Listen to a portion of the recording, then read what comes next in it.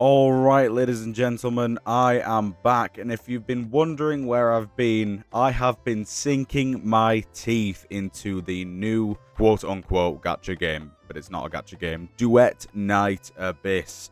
This is going to be a complete review on Duet Night Abyss. I don't know how many hours I have. I'll just try and flash it on screen right now. I know I have at least over a day's worth at this point. I have played a lot of this game, enough for me to review it, because I didn't want to review it after like 1-2 hours or so. I feel like in order to review a game, you need to really have a lot of time in it, spend a lot of time. Anyways, before we get into the review, you know what time it is. Ladies and gentlemen, it's sellout time. This video is sponsored by LD Shop. This super handy website is a safe and reliable way to get your top-ups, battle passes, and monthly cards for less. LD Shop covers lots of games like HSR, ZZZ, and of course, my favorite, Wuthering Waves. With these games, you can get guaranteed 5-star bundles and top-ups for a discounted price, meaning that you get more bang for your buck. To top up your Lunites, simply follow these instructions. First off, select your item, then click top up to proceed, apply your coupons and then select a payment method. Once you've paid, submit your game account details. Then the LD Shop team will handle the top up for you. Make sure not to log into the game during this process. Once the process is complete, they will log out and wipe all login records. And once that's done, you'll receive a notification. Make sure to log into your game afterwards to check if everything's there. And enjoy! If you're still unsure about privacy issues, you can always change your password afterwards for that extra peace of mind as well. And if you're an avid spender, you can bind your LD Shop account to your Wuthering Waves account for more convenient future purchases. For those who register using my link in the description, you'll receive a 15% off coupon with no minimum spend, and a cheeky 5% off bonus coupon from me as well, racking up total potential savings of $50. And for all the whales out there, if you spend $80 in a month, you can claim a free Lunite Subscription. Be sure to claim it on the homepage if you're eligible. Once again, if you're looking for a safe and reliable way to top up your account for less, use my link and use LD Shop. Now, back to your regular scheduled programming. Now, my overall thoughts about this game? Honestly, it's pretty good. I mean, there are a few things that I will go over later on in the video that I feel like it can work on, but I think a lot of the misconceptions about this game, like the jankiness and stuff, does tend to go away, because we can't forget, obviously I'm a Wuthering Waves creator. Wuthering Waves at launch was similar to how Duet Night Abyss was at launch. I mean, it kind of reminded me in a lot of ways, to be fair. I feel like there is a lot of things that I will go over, but I think some things are being blown out of proportion. My overall thoughts are pretty good. Pretty good start, to be honest. So of course, on to the story. The story is a hit and miss, to be honest. There are some parts that drag like crazy, like I'm talking crazy. Then there are some parts that are like, oh wow, they had the balls to do that. I'm not gonna do any spoilers here because I don't know, it's a new game. It's quite a bit of content, in that story, so definitely I will not be doing any spoilers. But yeah, I think the story's okay. I would give it like a 5 or a 6. I think obviously if we compare it to Wuthering Waves' story at the beginning on launch, it's about similar, so, it's not too bad. I mean, the storytelling I feel like is worse than Wuthering Waves, or at least what Wuthering Waves is now. It's really hard to acclimate to a new game, like a new rough around the edges game, when I'm so used to Wuthering Waves, polished, almost perfection. Like that game compared to Duet Night Abyss, jumping from that to that, it's very jarring.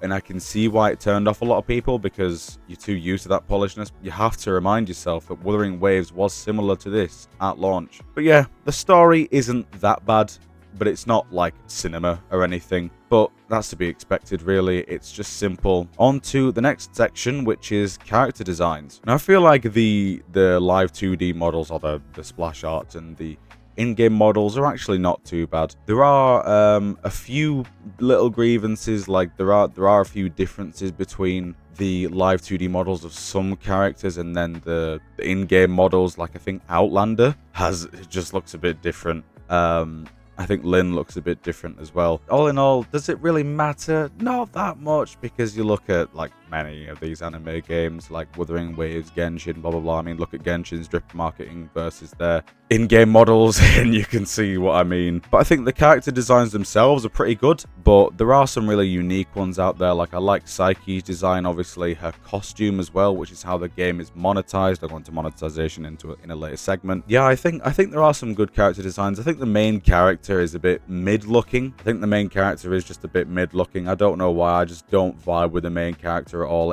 I think it's that poncho that she's got on. I don't know, there's something about it. But the cool thing is that you can take it off. Yes, you can customize your characters with like little bits and pieces. You can add capes to them and stuff like that. You can even add weapon skins and then color those weapon skins. Like there's a lightsaber in game, which I thought was really cool. And you can color that lightsaber as well. You can actually color the blade, so it kind of works. You can literally make little Phoebe, yeah, one of the characters is literally Phoebe, into a Sith Lord.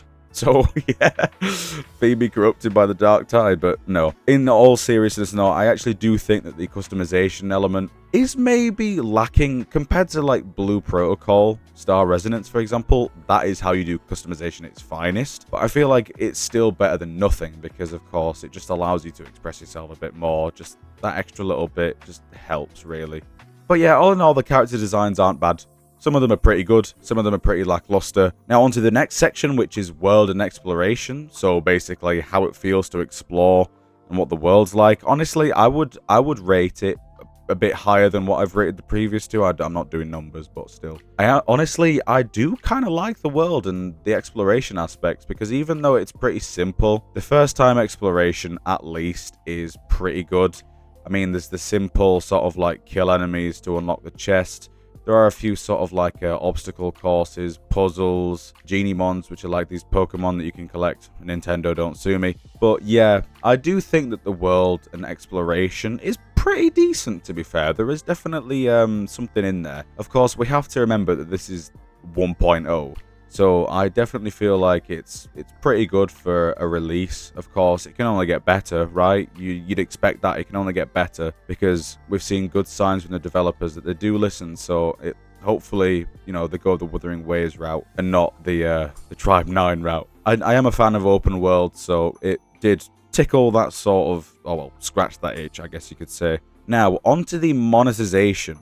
Now, this isn't much of a review as it is some concerns, because the way that they've monetized this game, I'm not saying it's egregious or anything, because if you look at Blue Protocol Star Resonance, that is egregious in terms of outfit and like customization monetization. I feel like in Duet Night Abyss is actually very forgiving, because basically the gacha element has now been moved to costumes and outfits, and you can basically put in 80 or 90 pulls, I think, into the limited banner, and you are guaranteed the costume. However, you can also get the currency for that costume, which is like these rainbow prisms, and you can redeem these rainbow prisms in the shop for the costumes and other things. But you can either, if you pull a 5-star, you can get either enough prisms to get the costume itself, or 50 prisms, which means you can get the costume and a bunch of other bits in the store as well that match it. The thing is, there's not much in the ways of customization that would incentivize you to spend money. And of course, we all know that a game has to make money in order to survive. So that's a little bit of a concern. Granted, it is launch, so you know, you'd expect it to only get better. Hopefully they don't become like really predatory with it, but I don't know if they'd ever change it, because, you know, they can't really change it from launch, I suppose. But I do think that the costumes themselves are great. I think they're really good. And the sort of like extra bits you get with them, if you get like the 50 prism drop, I think those are pretty cute as well. Like there's like VFX and stuff like that. Not spending $300 on a bow skin. Still waiting for that ult to charge. Another thing is sort of I wouldn't say the gatekeeping, but definitely if you pay, the game experience and sort of, I guess, the farming aspect is a lot nicer. Because of course you can just pay to get the characters. Like you can pay a certain amount. I think it's like 4,500 of the premium currency, like the paid currency, to buy characters outright, and I think it's like 3,280 for a weapon. So there is that aspect of the monetization as well, so you can just buy the characters if you really, really want to. I don't know why you would, because every single character is free. Yes, that is correct. Every single character is free and farmable. Every single one. It's crazy, I know. That's the best part about this game. And the thing is, people were talking about, oh, but it's going to be a nightmare to farm. No, it's not. Honestly, you can get, if you have enough letters, you can get a character within an hour, because you can get either on the off chance, you get, I think it's a 10% chance you get 10 thoughts, and you need 30 thoughts to get a character.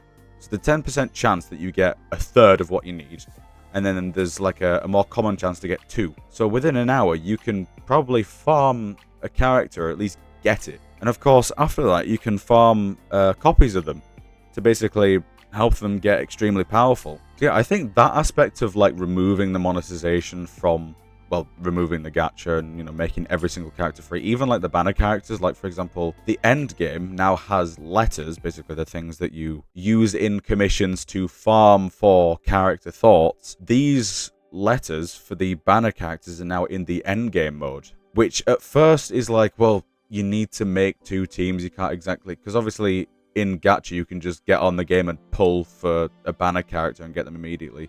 This time you actually have to appreciate the standard units in a way and then farm them, get them up so you can do the end game to then farm for the banner characters. But they're not banner characters anymore, limited characters, I guess you could call them. But yeah, I think honestly that's fine. Originally I had a gripe with it because I wanted Psyche, but I couldn't get it because I was too underpowered. But all in all, it's not too bad. I know I've rambled on a bit about this, but yeah, the monetization is pretty good, I'm not gonna lie.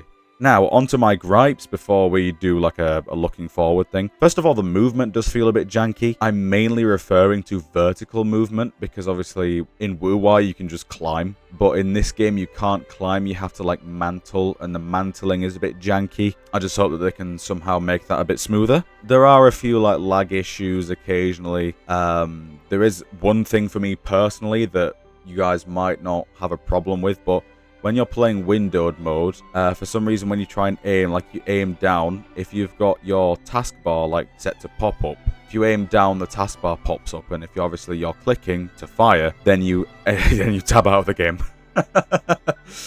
Yeah, that's one annoying thing that really pisses me off. It's such a little thing to be mad about, but yeah. Now onto the echo thing. Oh, it is so convoluted. Basically, you've got 9 slots. You unlock them. You'll unlock all 9 at max level. The things that you slot in are called demon wedges.